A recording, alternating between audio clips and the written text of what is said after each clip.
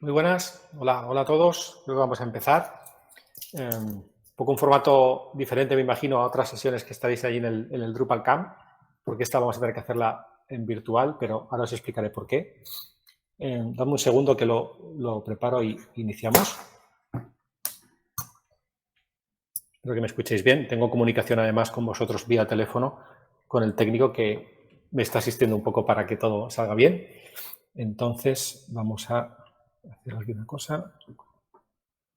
Vamos a ver, venga. Me dicen que todo correcto, así que vamos a iniciar.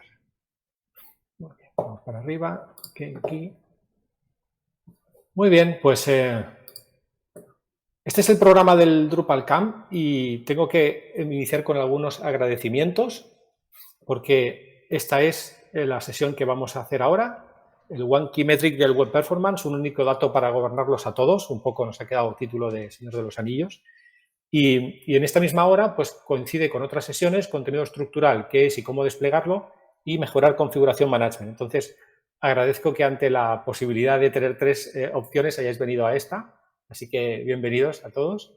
Y después también agradezco que me hayan puesto este estrellita, que significa que esto está, me imagino, recomendado, pero lo que más agradezco es este puntito verde de aquí, que significa que es nivel principiante. Esto me ha llenado de orgullo, porque cuando uno tiene ya canas, esto de que te pongan a nivel principiante suena muy bien y además es un poco como yo aproximo muchas cosas de tecnología de la que vamos a hablar hoy, que es con nivel principiante. Por lo tanto, sí que pues en este aspecto me gusta, ¿no? que hablemos a nivel más principiante.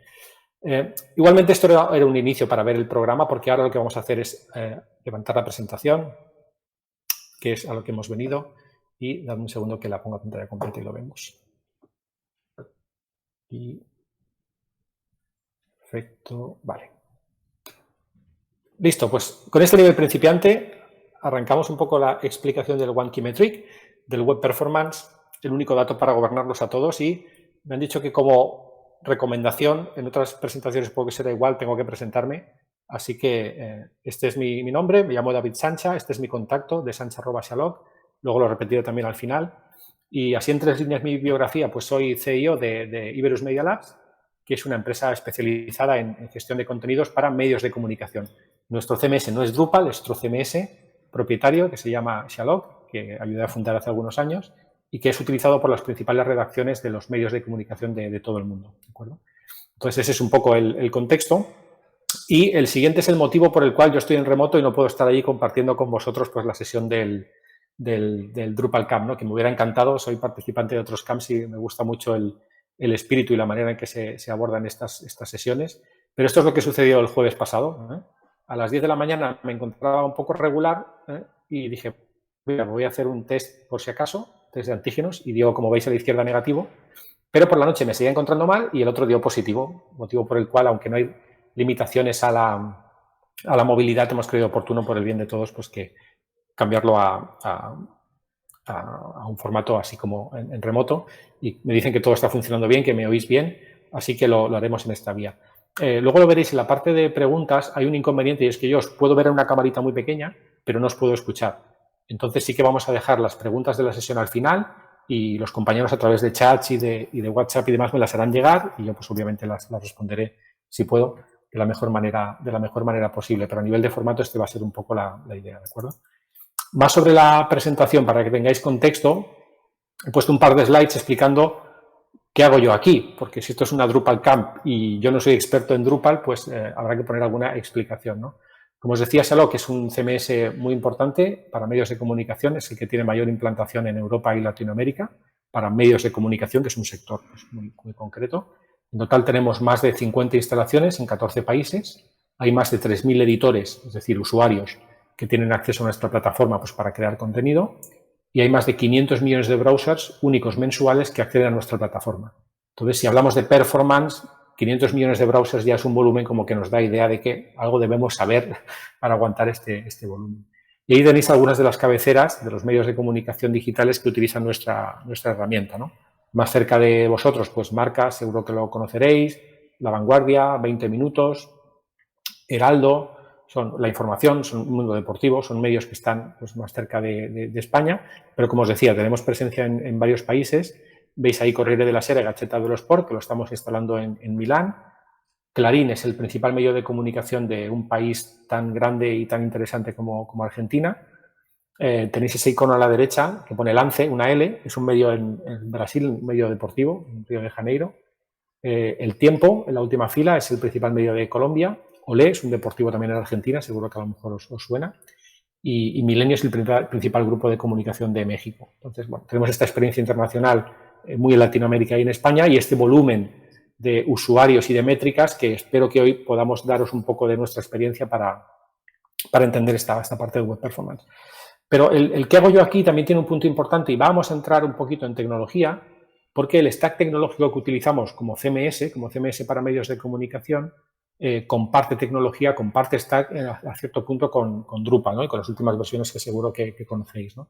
Habéis puesto los iconos, pero si hablamos de la principal vínculo, hablaríamos de Symfony, ¿no? Nosotros también utilizamos el framework PHP de Symfony para nuestra versión del CMS. Estamos entre la 4.4, 5.3 o 5.4. Ahora me pierdo con las versiones, seguro que vosotros lo tenéis más claro que yo, pero estamos actualizados a Symfony como framework de desarrollo. Veis ahí también el logo de Varnish Software. Varnish para nosotros es muy importante porque cuando hablamos de un volumen de contenidos tan grande y de accesos tan grande, garantizar una capa de caché para devolver esos requests es para nosotros esencial y por lo tanto confiamos mucho en Varnish desde hace muchos años para esa parte de caché. ¿Veis el logo de Redis? Redis nos funciona muy bien porque en este tipo de sitios, como os pasará a vosotros con Drupal también, hay muchos listados, ¿no? Los famosos listados. Imaginaos un medio de comunicación, ¿no? Pues el Marca o uno deportivo. Tenemos el listado de noticias de la portada, el listado de noticias de la sección del Madrid, el listado de las noticias de la sección del Barça, el listado de las noticias del tenis, el listado de noticias de las que corresponden a Rafa Nadal, las últimas actualizadas, las más comentadas. Todos esos listados obligan a que encontremos una solución muy eficiente, muy performante para generarlos. Y en eso Redis, que va con clave valor, nos funciona muy bien, ¿no? Para esa gestión eficiente de los listados de noticias, de contenidos. Veis también abajo el logo de Elastic, de Elastic Software. Es, como sabéis, un indexador. Lo utilizamos también desde hace muchos años. Hemos trabajado con otros indexadores, hemos trabajado con Soler, con Lucense, con Sphinx, pero Elastic desde hace ya algunos años nos da muy buen rendimiento. Lo utilizamos tanto en la capa de front, es decir, para que un usuario accede a un medio de comunicación y hace una búsqueda, pero sobre todo en la capa de backend, porque imaginar una redacción de 300, 400 periodistas, 400 usuarios, hacen muchísimas búsquedas para encontrar el contenido, para cambiarlo, para actualizarlo y, por lo tanto, esa parte de Elastic nos da un funcionamiento muy interesante. A nivel de base de datos estamos con MySQL. Sé que Drupal podéis trabajar con varias. Nosotros trabajamos desde hace mucho tiempo también con MySQL en nuestro stack. Y por último he puesto dos logos, más de la parte de infraestructura. Ahora hablaremos un poquito de infraestructura, porque la solución es en este aspecto non-vendor locking, lo cual significa que podemos instalar en varias soluciones de cloud independiente, ¿no? Obviamente Amazon y Google Cloud son las más populares, también se podría hacer con Microsoft, con Azure, y también tenemos alguna experiencia con eso, pero sí que en ese aspecto es una solución que se puede instalar en cualquier solución de infraestructura, ¿vale? Hablando un poquito más de infraestructura, y aseguro que es el último slide técnico, porque habrá gente que de marketing, de posicionamiento, de SEO, me imagino, que querrá también tener su interés, pero sí me parece interesante explicaros este esquema, que es un esquema de instalación en la nube típico. Puede haber modificaciones según cada proyecto, de cómo funciona Shalom en una instalación de, pues eso, en la nube, ¿no? Por ejemplo, si vamos aquí en la parte izquierda, veis que está la parte pública, ¿de acuerdo? Y de esta parte pues tenemos el acceso a través de la CDN, ¿de acuerdo? Content Delivery Network. El sistema también trabaja con muchos tipos de CDN. Con nuestra experiencia en 50 instalaciones nos encontramos de todo y nos integramos con casi todo. Aquí en este icono figura CloudFront, que como sabéis es la CDN de Amazon Web Services, pero hemos trabajado con Akamai, que es una CDN específica, con Fastly, que funciona muy bien, con Cloudflare, con muchas soluciones de CDN, ¿de acuerdo? En eso seríamos transparentes. Hay un primer balanceador de la parte pública y en esta capa de aquí que veis, con Auto-Scaling, es la capa que os decía antes de Varnish. Al final, Varnish lo que hace es que resuelve más del 90% de las peticiones que recibe nuestra aplicación. Porque en el fondo son contenidos que ya tenemos cacheados, que ya se han generado. Cuando alguien hace una noticia y la publica, Varnish la cachea para devolverla con la mayor performance posible. Por lo tanto, esa capa de Varnish se encarga de esa función y tiene auto-scaling en función de la demanda. Luego tenemos este balanceador hacia la capa privada. Esta es la capa de aplicación, que es donde está el motor, digamos así, el cerebro del CMS en sí, también con auto-scaling, porque si alguna petición no la tiene cacheada, tiene que ser esta capa la que la genere y aquí sí que tenemos capacidad de procesamiento. Y luego en esta parte de aquí, este gris, están lo que llamamos los servicios. Estar en la nube, como entenderéis, no es tomar un servidor, subirlo a la nube y configurar ahí Elastic o Redis, sino aprovechar los servicios que las plataformas de cloud nos proporcionan para ese tipo de función. Y aquí veis dibujadas, pues, esencialmente 3. Elastic, que en nomenclatura de AWS ahora sería OpenSearch, base de datos, nomenclatura AWS sería RDS, y Redis, que sería Elastic Cache. Son servicios que utilizamos de los proveedores de cloud para utilizar ese tipo de funcionamiento.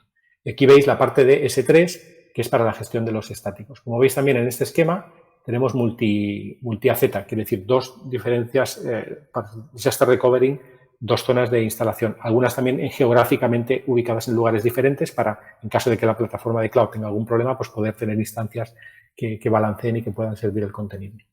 Esta última parte es lo que llamamos el backend, es donde los redactores, los usuarios acceden a, pues eso, a como Drupal, ¿no? Para hacer los contenidos y que también tiene auto-scaling y por lo tanto tiene su balanceador y su acceso independiente parte privada, muy separada la parte de front de la parte de back, como veis en este esquema. ¿De acuerdo? Pues bueno, una primera presentación, hablábamos de que esto era a nivel básico, así que aquí me voy a parar, nivel principiante, pero sí que era oportuno daros un poco de escenario de cómo es nuestra aplicación, cómo se comporta, para algunas de las cosas que ahora vamos a ver, que no van a ser tan técnicas, pero que también me interesa que las conozcáis. ¿De acuerdo? Una cuestión que os decía de procedimiento, ahora que vamos a entrar en materia. Como yo lamentablemente no os puedo escuchar, es muy importante que las dudas que surjan durante la presentación las podáis anotar, ¿eh? Os las apuntáis, porque es muy importante que se la podéis trasladar al equipo que está ahí en la sala para que al final de la presentación ellos me la trasladen a mí y hagamos la resolución. A mí me hubiera encantado primero estar allí, pido disculpas, pero también que esto pudiera ser más interactivo y que me pudierais interrumpir. Pero dado que no es posible, lo vamos a hacer así. Yo os largo todo el rollo, espero que la voz me respete y la tos también, si no, tiraré del pañuelo y el agua. Y al final, pues hacemos esta parte más interactiva así. Vosotros se lo trasladáis al equipo, ellos me dan la pregunta y yo trato de responderos por este canal que entiendo que funciona, ¿vale? Vamos un poco a entrar en materia.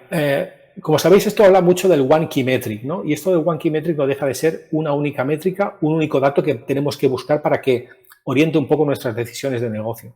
Y en eso sí que considero importante, como vamos a hablar de métricas y de datos, daros un poquito el contexto de por qué es tan importante el dato y específicamente en el sector de medios que yo conozco, cuál es el data journey, el recorrido que hace un dato para ser relevante y poder dar información o dar una perspectiva de uso interesante.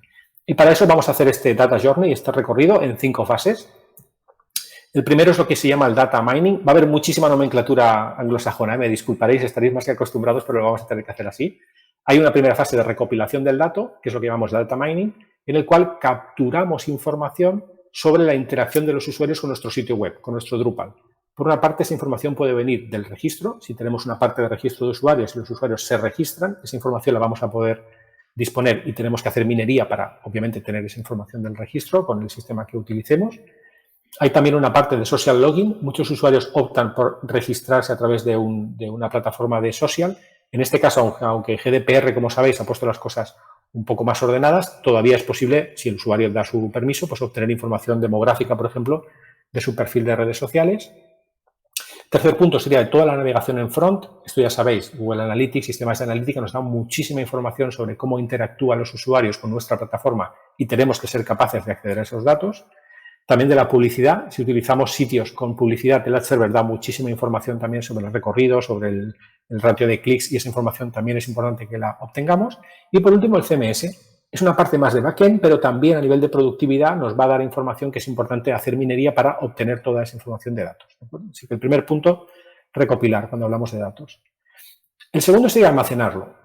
Sabemos que tenemos acceso a esos datos, vamos a acceder a esos datos y luego los vamos a almacenar. Segundo término anglosajón en esta lámina, el data lake, el lago de datos.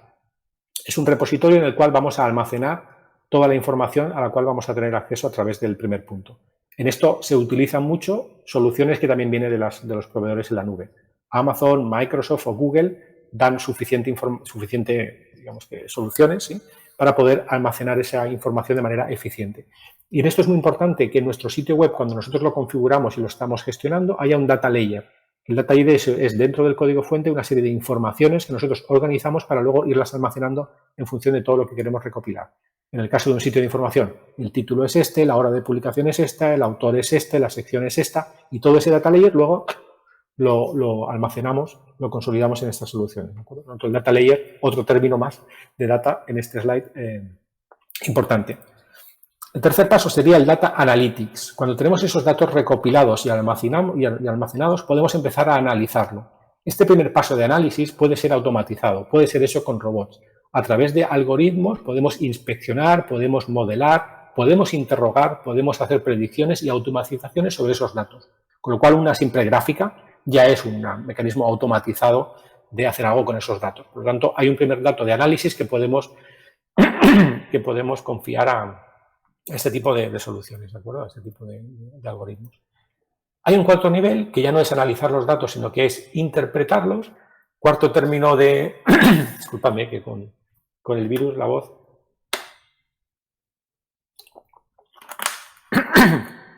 El cuarto punto es la parte de interpretación, que es lo que hablamos de data mining. En este punto tenemos que extraer valor de todos esos datos.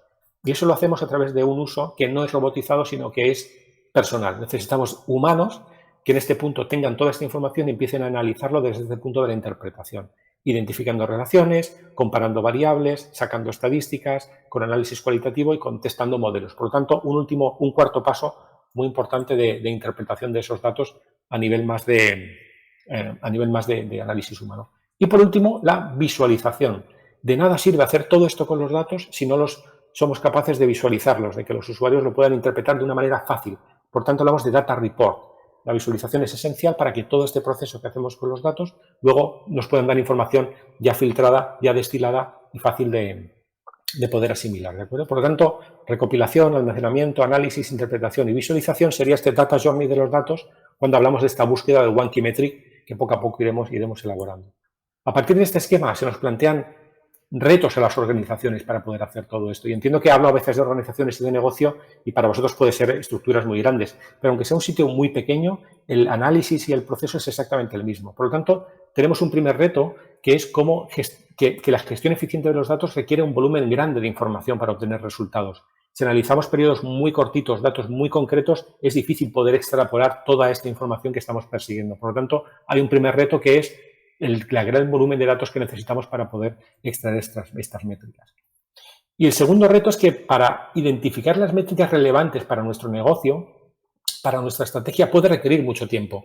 Estos procesos de análisis, de recopilación, de interpretación, requieren tiempo para tener series interesantes y eso a veces también se dilata en el tiempo. Por lo tanto, son procesos que no son complejos, que no son sencillos, ¿no? Sean una organización o sean un negocio más pequeño. Por lo tanto, aquí es donde entra la estrategia del One Key Metric. ¿Qué nos puede aportar este análisis del One Key Metric?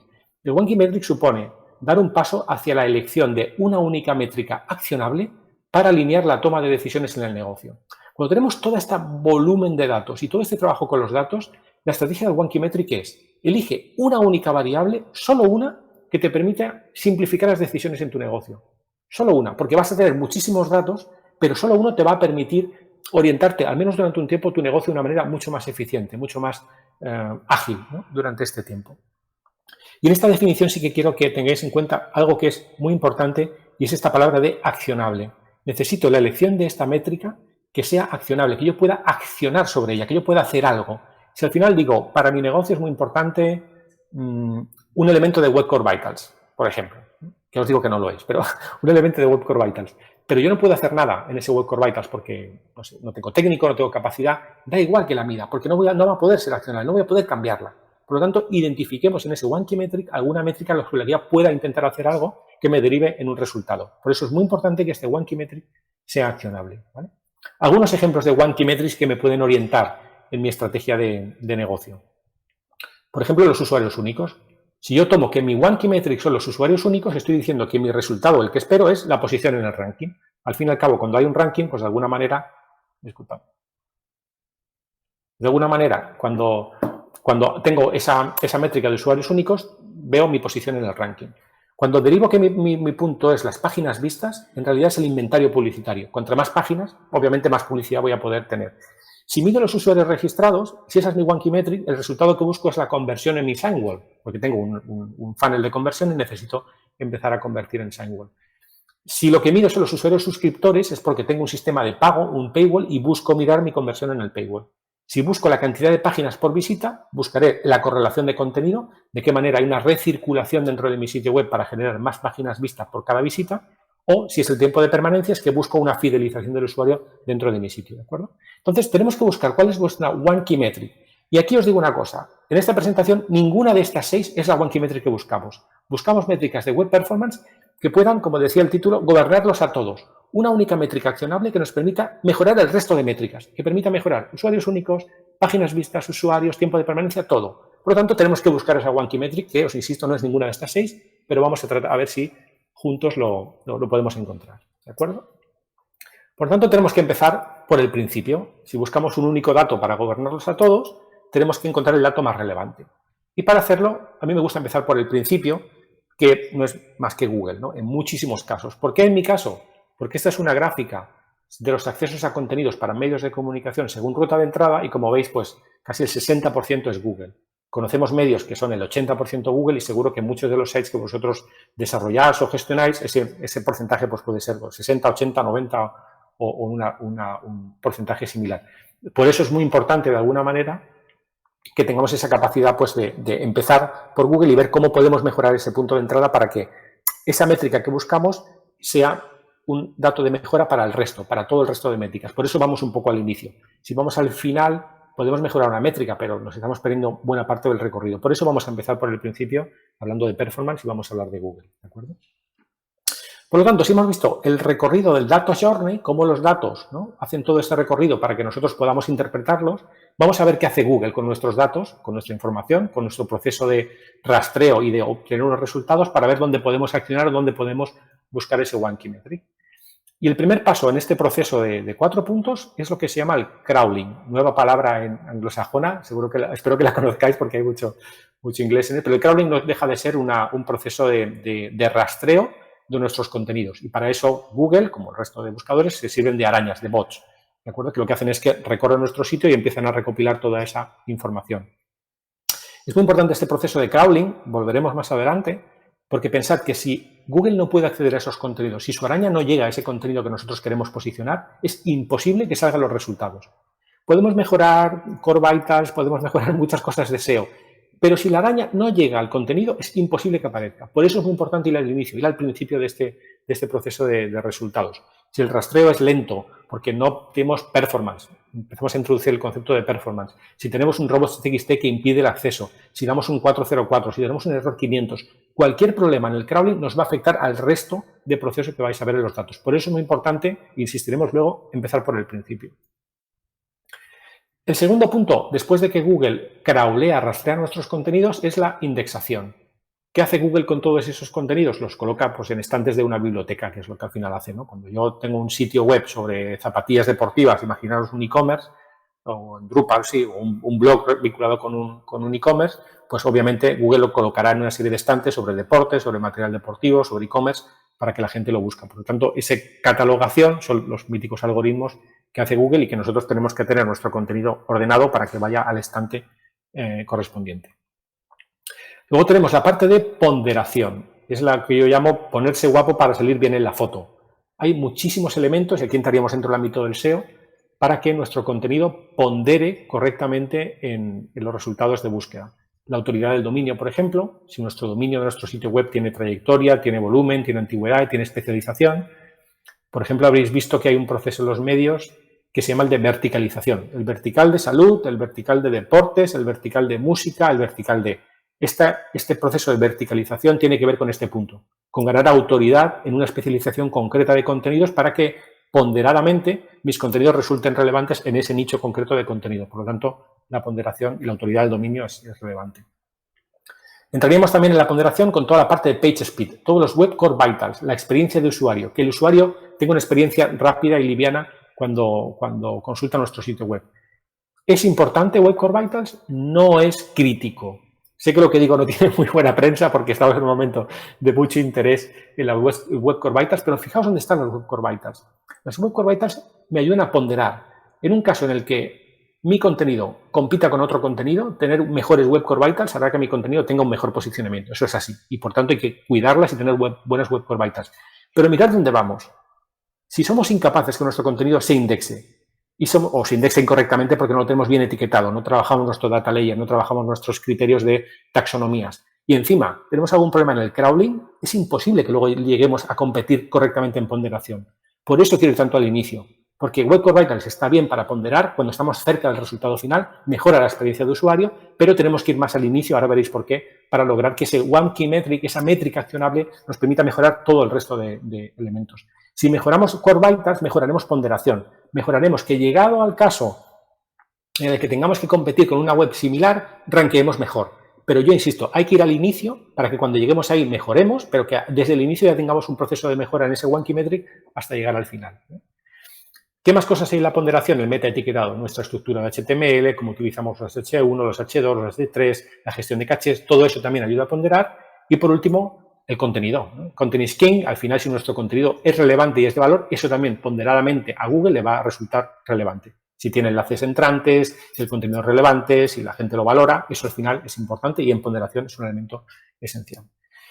Y al final, el último punto de los datos son los resultados. Al final, el Oscar tiene que ganarlo a alguien y alguien tiene que conseguir una primera posición. Por lo tanto, si tenemos correctamente el crawling, si indexamos correctamente, si ponderamos correctamente, nuestro contenido rankeará en una posición destacada dentro de Google.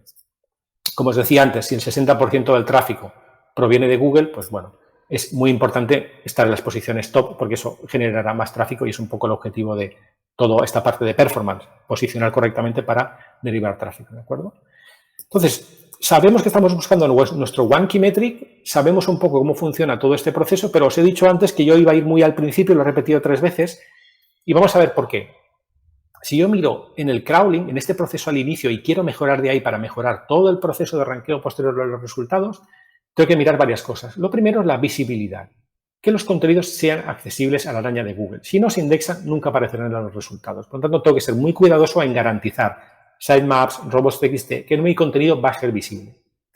Luego, tengo que conseguir estabilidad. Tengo que conseguir que el proceso de crawling sea estable. Cuando Google llega a mi sitio web, tiene unas expectativas de crawleo, de rastreo, en función de su trayectoria pasada de acceso a mi contenido. Tengo que conseguir que esa experiencia sea estable, porque a Google no le gusta la inestabilidad. No le gusta que acceda a mi sitio y un día vaya muy rápido y acceda al sitio otro día y vaya muy lento. Esto no es bueno, porque al final perjudica nuestro proceso de búsqueda. Por lo tanto, la estabilidad es algo que ellos valoran mucho. Y el último punto, y nos acercamos, es la velocidad. El tiempo de respuesta del servidor a los requests de Google determina la velocidad de rastreo. Y a mayor velocidad, más cantidad de contenido indexado. Si soy rápido dando los contenidos a Google, Google me indexará más contenidos. Es decir, en todo este proceso que hemos visto antes, mi bolsa de contenido, mi funnel, será mucho más grande, porque luego a partir de ahí habrá un proceso, pero es muy importante que en la parte inicial todos mis contenidos estén indexados y estén pues, en unas condiciones óptimas para luego pasar la indexación y pasar la ponderación. ¿Por qué es tan importante la velocidad? Es por otro concepto, creo que es de los últimos en inglés, pero es muy importante, que se llama el Google Crawl Budget. Tiene que ver con un presupuesto de rastreo. ¿Qué significa? Que el tiempo que Googlebot va a dedicar a nuestros contenidos está predeterminado. ¿De acuerdo? A mayor cantidad de contenido indexado aumentará el presupuesto y a menor contenido disminuirá. Lo he pintado con esta gráfica a ver si se entiende mejor. Imaginemos que tenemos dos sitios, un sitio A y un sitio B. Y los dos tratan sobre zapatillas deportivas. Google lo que hará es que dará a los dos sitios el mismo tiempo de rastreo. Pongamos por caso 1 hora. Y durante 1 hora rastreará los contenidos del sitio A y del sitio B. En esa hora el sitio A ha conseguido darle a Google 1 millón de contenidos. Porque tiene muy optimizado su proceso de crawling. La velocidad es clave en este punto. Si soy capaz de darle 1 millón de contenidos en esa hora al crawler de Google, Google dirá, fantástico, el sitio A me ha dado 1 millón, me voy. Y irá al sitio B. Y en esa hora el sitio B no es tan performante. No consigue una velocidad tan buena como el sitio A y no consigue indexar 1 millón de contenidos. Consigue 500.000 contenidos. En el siguiente round, ¿qué hará Google? Dirá, el sitio que performa, el sitio que me da que en menos tiempo consigue más contenidos, le doy más tiempo. En lugar de 1 hora, no, exagero, haré 2 horas para indexar 2 millones de contenidos.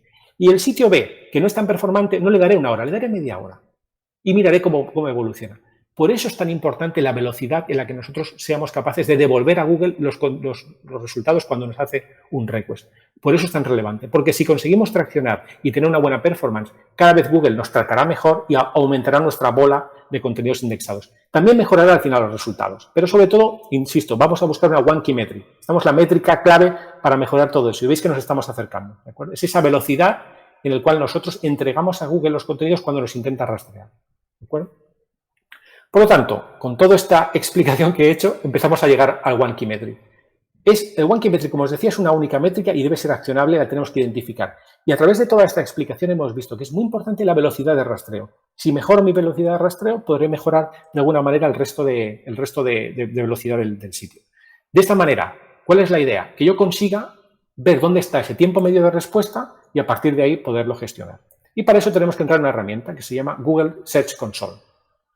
Un poco de explicación. Accedemos a mi herramienta de Google Search Console, lo tienen todos los sitios web, entramos en el panel izquierdo, ajustes, vamos a settings y a partir de ahí hay un área central que dice crawl stats. Abrimos el informe y accedemos. Vamos a ver un poco más visual y vuelvo hasta la mía. Parte superior en Search Console, elijo mi sitio web, bajamos a ajustes y luego abrimos el informe. 1, 2, 3 y accederemos, lo vuelvo otra vez, Google Search Console, ajustes, crawl stats, open report.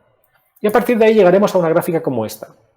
Cuando veamos esta gráfica, si algunos ya la conocéis, ahí es donde está el One Key Metric y os lo he seleccionado. Es el tiempo medio de respuesta. Google nos dice, tu sitio me da a mí, cuando intento crawlear, un tiempo medio de respuesta. Este es el dato que tenemos que verificar y que tenemos que cuidar y que tenemos que accionar para mejorar todo el resto del proceso del sitio web. ¿De acuerdo? Vamos a poner algunos ejemplos. Vamos a ver un poco de autodiagnóstico. Cuando vosotros accedáis a vuestro Search Console y lo miréis, os voy a dar alguna orientación general para que podáis interpretarlo, para que podáis autoanalizarlo. Si vuestro response time está por debajo de 300, enhorabuena. Tenéis un CMS tan bueno como Shalom o vuestro Drupal está correctamente configurado. Si vuestro sitio es pequeño o es un sitio corporativo con poca actualización, estos 300 es una métrica bastante ventajosa. Os diría que deberéis estar por 200, incluso 150. Pero si el sitio es grande y tiene volumen, 300 es una métrica que en mi experiencia es correcto. Si estáis entre 300 y 500, hay margen de mejora. Tenéis que mirar la configuración de vuestro Drupal, miraremos un poco algunos casos ahora, para tratar de mejorar esa métrica. Y si estáis por encima de 500, nos tenéis que llamar a Iberus, creo que hay un stand por ahí hoy, porque vais a necesitar ayuda para que de alguna manera mejorar vuestros niveles de desempeño en la indexación, ¿de acuerdo? Vamos a interpretar algunas gráficas ya para acabar, que me avisan que quedan 10 minutillos para las respuestas y creo que vamos bien de tiempo. Pero mirad, por ejemplo, esta gráfica, a ver si veis aquí mi puntero. Es muy interesante porque es una gráfica bastante estable. Si os fijáis, esta parte naranja es el tiempo medio de respuesta. Perdón. Esta es la parte de la velocidad de respuesta. Lo veis aquí a la derecha, está alrededor de 300 milisegundos. Podría mejorar un poco, pero no es una mala gráfica. Y la azul es las solicitudes de rastreo. Aquí hablamos de 24,8 millones de solicitudes, con lo cual esta blanca serían el tamaño, que de momento lo descartamos para esta sesión, aquí estaríamos hablando de 40 teras, 90 días, eso es lo que te da siempre Google Search Console. Pero veis, es bastante estable, por lo tanto, bueno, es bastante estable el tiempo y la cantidad de rastreos. Pero vamos a ver otros ejemplos. Este es muy bueno, es de uno de nuestros clientes, tenía un tiempo muy bueno, pero fijaos aquí qué pasa. Hay un momento en el que hacemos un cambio en la plataforma y mejoramos el tiempo, baja el tiempo. Decimos a Google, puedo ser más rápido, te puedo entregar más tiempo, más páginas en menos tiempo. ¿Y qué hace Google al cabo de una semana, 15 días? Aumenta las solicitudes. Es un caso de libro. Si soy capaz de mejorar la velocidad, Google dirá, tú antes tardabas tanto, tardas menos, voy a probarte. Y nos prueba. Y pasamos de indexar pues 100.000 requests a casi 1,5 millones de requests. 10 veces más. ¿Y qué hace el servidor? Se comporta bien. Hay un aumento del tiempo, porque imaginaos este pico lo que supone, pero es un buen ejemplo de cómo este One Key Metric me mejora todo lo demás. Porque si Google me indexa más páginas vistas, más usuarios únicos, mejor presentación, es un One Key Metric que me deriva en todo lo demás. ¿Algún otro ejemplo? Aquí, si os fijáis, interesante. En el momento que Google aumenta los rastreos, aumenta mi tiempo y Google se va. Aumenta Google los rastreos, aumenta mi tiempo, Google se va. No tengo una buena respuesta. El tiempo no es malo, pero Google me va testando y no soy capaz de mi servidor mejorar los tiempos de respuesta, sino que los empeora. Por lo tanto, no es un buen ejemplo. Y este otro ejemplo, muy interesante también. ¿Qué hace Google? Llega un punto en el que actualiza un sitemap, mejora algún elemento de mi sitio web que llamo a Google a que me indexe porque he hecho algún cambio o he volcado más contenido o he hecho una migración de un histórico y aumenta mi contenido, por lo tanto, llamo a Google a que venga. Y Google, ¿qué hace? Viene y empieza a aumentar, como veis aquí, las solicitudes de rastreo hasta más de 800.000. Pero llega un punto en el que mi tiempo se va degradando hasta el punto que explota y mi tiempo se aumenta hasta los 3 milisegundos. Desastre. 3 segundos, son 3.000 milisegundos. Con lo cual, al final, Google, ¿qué hace? Se va, vuelve a probar y baja. ¿Por qué? Porque no he sido capaz de que mi servidor mejore o al menos resista el aumento de solicitudes de rastreo, de requests de Google, del crawler que veíamos al inicio, en mis tiempos de respuesta. ¿De acuerdo? Último ejemplo, un poco de caos. Fijaos aquí el tiempo medio de respuesta. Casi que nos vamos a 1000 milisegundos, es decir, a un segundo. Cuando estaríamos en 300, 500, estamos casi en el doble. Y si os fijáis, totalmente errático, nada estable. A Google, como os decía, le interesa estabilidad. Yo voy al sitio de zapatillas deportivas para en media hora indexar 500.000 contenidos. Si eso cambia, no va a ir nada más, ¿de acuerdo? 5 minutos para acabar. Vamos a las conclusiones. Primero, recomendaciones. Los contenidos más recientes deben estar cacheados para garantizar un acceso inmediato. Lo que veíamos antes de Barnes. Muy importante todos los contenidos bien cacheados cerca de la salida. Segundo, configurar redirecciones. Las redirecciones 304 permiten decir de alguna manera a Google que este contenido ya lo tienes indexado. Por lo tanto, ve a indexar otra cosa, que esto ya lo tienes bien. Con lo cual, son reglas que nos pueden funcionar muy bien. Y sobre todo, los evergreen. El contenido que tenemos más antiguo, más histórico y nos funciona bien, tenerlo con muy buena performance porque Google nos lo va a cachear con frecuencia, ¿de acuerdo? Así que para acabar, y como quedan 5 minutos y hacemos las conclusiones, 4 recomendaciones sobre el tiempo de respuesta.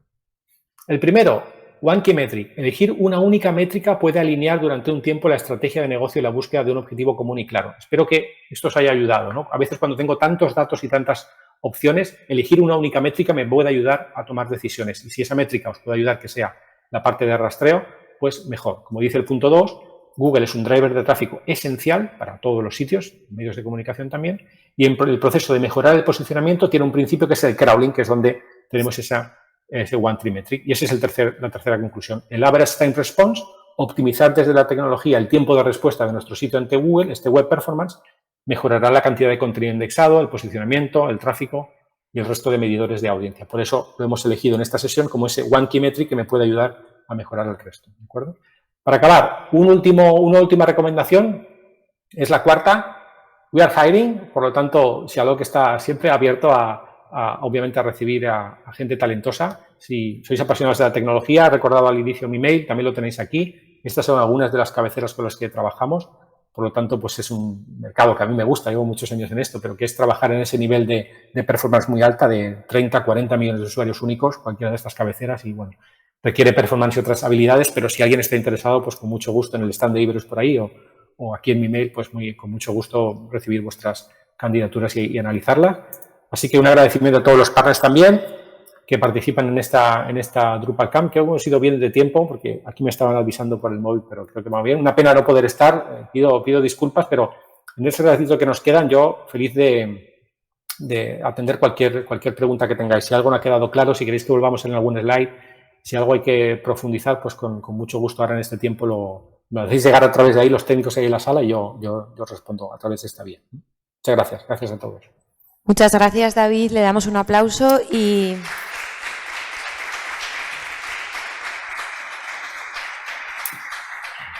le vamos a transmitir las preguntas si es que hay alguna y él las irá respondiendo.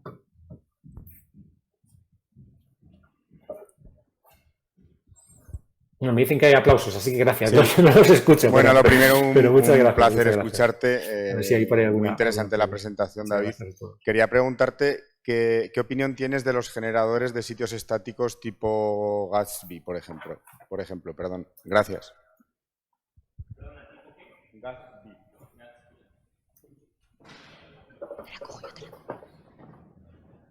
A ver, me llega la primera pregunta por aquí. ¿Qué opinión tienes de los generadores de sitios estáticos tipo Gatsby? A ver, al final cuando dependemos de un generador de un sitio estático no tenemos mucha capacidad de acción. No digo que sea mala y para algunos casos puede funcionar, pero al final eso te iguala. Un sitio estático no va a ser muy diferente de otro sitio estático hecho con una aplicación similar. Por lo tanto, claro, cuando trabajamos en un framework como Drupal, ya que estamos en la DrupalCamp, o con un CMS como el nuestro de Sialoc, tienes más capacidad de activar o desactivar algunas funciones para que todas estas métricas que hemos visto y otras muchas que hay puedan ser accionables. Yo creo que cuando estas herramientas te permiten generar el sitio estático, obviamente te permiten activar estrategias de manera muy rápida, tienes un time to market rapidísimo, pero obviamente no tienes todo el nivel de configuración, de gestión, de cambiar cosas que puedes tener con un Drupal o con un CMS un poco más al caso. Entonces, bueno, para algunas cosas sí, para otras se puede quedar un poco más corto. ¿Alguna otra pregunta?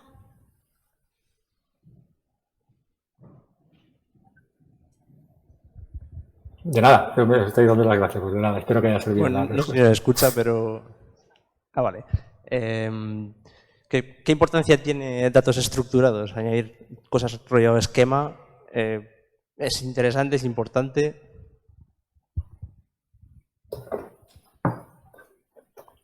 Siguiente pregunta.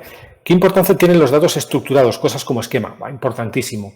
Si os fijáis en la presentación, no la quiero volver a poner, pero si os fijáis había una lámina en la estructura que era ponderación. Y dentro de, cuando hablaba de todo el HTML, los esquemas son muy importantes. Lo que ocurre es que yo no diría que es una one key metric porque no me va a permitir derivar otras métricas, pero sí que los esquemas son esenciales en cuanto quiero que mi contenido, una vez que hago bien el crawling, la indexación y el Googlebot llega a mi contenido, el esquema le va a permitir a Google interpretar perfectamente qué es lo que quiero que interprete. A nivel de qué tipo de contenido es, cuál es la organización que está detrás de ese contenido, qué tipo de multimedia tiene asociado. Entonces, trabajar los esquemas, sí, totalmente, tenerlos muy actualizados a todas las últimas directivas de Google, que hace poco cambiaba el esquema de authorship, por ejemplo. Entonces, está muy pendiente de eso. Imaginad, nosotros el de authorship nos implica mucho porque trabajamos con periodistas y el ego de los periodistas, yo lo soy, es un poco peculiar. Pero sí, trabajar en esquemas es muy, muy, muy recomendable. Insisto, va en la parte de ponderación, entonces no me va a cambiar otras métricas, pero sí es muy importante, si consigo que la araña me indexe bien y llegar hasta mi contenido, tener una buena estructura de esquemas me va a permitir ponderar mejor. Os diría que mejor que alguna Core Vital, que están tan de moda. Entonces, me gusta mucho la pregunta, le agradezco porque a veces no se le da la suficiente importancia a esquemas frente a otros elementos y definitivamente muy, muy, muy, muy importante.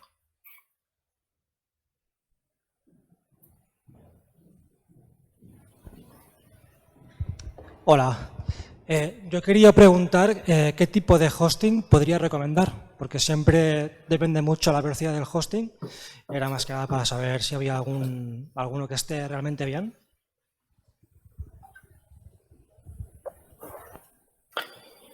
¿Qué tipo de hosting podrías recomendar? Wow. Esto sin comisión, no sé si estoy autorizado a hablar de hosting. No, es difícil. Es difícil. Nosotros no tenemos experiencias con compañías de hosting, ¿no? Como pueden ser las que operan con una solución de Drupal o que me habéis dicho antes que dejara de compartir, no sé si lo he hecho, creo que no. Perdonad. Ahora, me habían dicho que lo dejara de compartir. De alguna manera, trabajamos, como os he dicho antes, con soluciones de hosting, de cloud, un poco diferentes, porque son soluciones que de alguna manera me permiten configurar mi estructura de una manera muy diferente a como hace una compañía de hosting más pequeña. También te diría que lo mejor es poder probar, o sea, poder migrar de una compañía de hosting a otra cuando tienes un Drupal bien configurado o un WordPress bien configurado, no es una política muy, muy difícil, o si no, trabajar con pequeños sitios, yo a veces lo he hecho con varios proveedores de hosting y a partir de ahí ver las métricas, porque sí es verdad que el desempeño del servidor puede afectar al one key metric que hemos hablado hoy y eso es relevante, entonces más te diría que un método de ensayo y error que recomendar un hosting concreto. A nivel de cloud, que es lo que nosotros más conocemos, el mercado tiene una orientación hacia AWS, hacia Amazon Web Services, por la razón que sea, funciona bien. Y con Google Cloud, digamos que sería el challenge, ¿no? La segunda opción un poco como alternativa. Y Azure como tercer player. Pero ya digo que sería a nivel más corporate, ¿no? A nivel pequeño, prueba y error si podéis, sería una muy buena opción.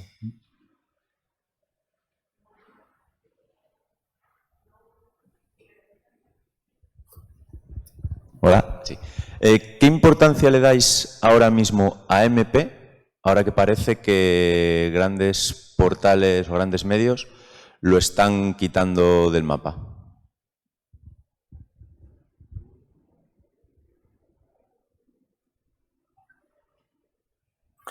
¿Qué importancia le dais ahora mismo a MP ahora que parece que grandes portales lo están quitando del mapa? MP, ¿me podrías decir a qué hacer referencia con MP? Porque veo aquí MP, pero... Google Accelerated Mobile Pages. Ah, puede ser AMP y falta la A, que a lo mejor... Ah, sí, es que... Perdonad, pues es que en el texto del técnico ha puesto MP y digo, me he perdido un poco. No se apunta sobre AMP, Accelerated Mobile Pages. Perdón, ahora lo he entendido bien, si no me había perdido. El técnico no sabía nada. Pues el técnico está haciendo un trabajo fantástico, me está ayudando mucho. No, AMP es una pregunta súper oportuna. La tendencia es que AMP se va a morir. Esto parece que está... No sabemos cuándo, pero yo creo que Google en su momento se hizo una apuesta muy grande por eso. Y sí que tuvo su momento, pero a medida, si os fijáis, Google lo que ha hecho es que ya las páginas AMP ni siquiera son relevantes a la hora de ponderar, por ejemplo, en Google Search, incluso en Discover. Puedes llegar a posicionar con un contenido orgánico que no sea AMP. Creo que también Google ha apuntado mucho a través de su política de Core Vitals a mejorar de alguna manera la experiencia de uso, es decir, las bondades que traía AMP, pues digamos que están incorporando a las soluciones más nativas. Drupal es un buen ejemplo, como ha mejorado también esos Core Vitals en sus versiones, igual que WordPress y otras soluciones. En consecuencia, yo creo que lo que pretendía MP se está consiguiendo.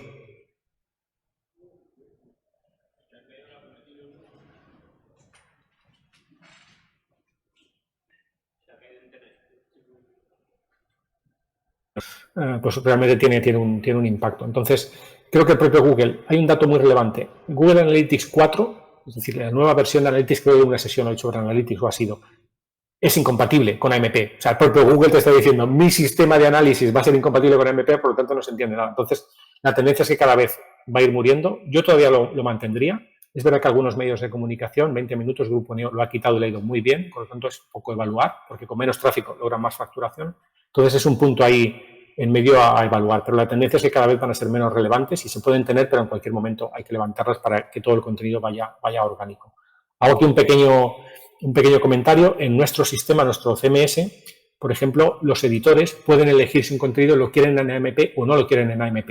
Obviamente es un CMS para medios de comunicación, pero damos esa posibilidad a las redacciones para decir, mira, este contenido no quiero que sea AMP porque quiero traccionar muy bien comercialmente, entonces desactivo AMP y cualquier tráfico que vaya a mi versión orgánica y a partir de ahí tracciono. Quizá con menos tráfico, pero con más inversión publicitaria. Entonces, con este grado de flexibilidad, muchos editores van haciendo pruebas y al final pues veremos el resultado, pero creo que la tendencia es que acabará desapareciendo.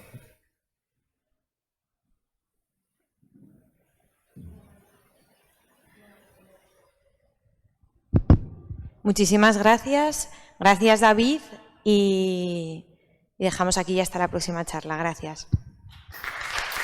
Listo, creo que estamos, lamentablemente no os puedo escuchar. Bueno, pero veo que hay un agradecimiento. Nada, gracias a vosotros. Ha sido muy interesante poder compartir. Espero que haya sido de interés este punto de Drupal un poco por fuera, que no somos expertos en Drupal, pero hay puntos de conexión. Perdón por la voz, porque creo que ha aguantado, pero ha habido un momento de debilidad. Y nada, lamentar mucho no poder estar presente, pero daros a todos las gracias por asistir a la sesión y desearos que podáis disfrutar mucho de la Drupal Camp que queda el resto de mañana y el resto del día. ¿De acuerdo? Muchas gracias a todos.